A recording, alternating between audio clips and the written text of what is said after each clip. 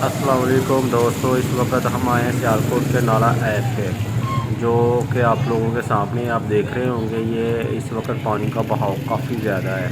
सैलाबी बेला गुज़र है और हम सियालकोट के जितने भी इर्द गिर्द के इलाके हैं नाला ऐप के पास, वहाँ पे काफ़ी ज़्यादा पानी है। जैसे नेकापुरा, रंगपुरा और इसके अलावा ये शफी का पट्टा, जितने भी इर्द गिर्द के इलाके हैं वहाँ पर काफ़ी ज़्यादा पानी है। और ये सूरत काफ़ी ज़्यादा ख़राब है। तो आपके लोग आपके सामने ही सारी सूरत है। फुल पटा फुल है, पानी का राज काफ़ी ज़्यादा है। इंडिया ने काफ़ी मकदार में पानी छोड़ दिया है, जिस वजह से हमारे जितने भी इर्द गिर्द के इलाके हैं सियालकोट के, वहाँ पर काफ़ी ज़्यादा नुकसान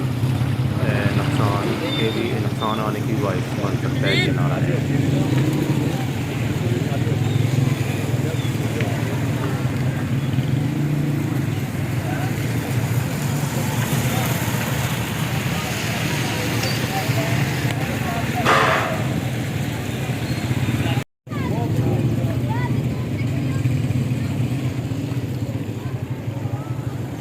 इधर तो ऊंचे दर्जे का पानी है, नीचे और भी है ना,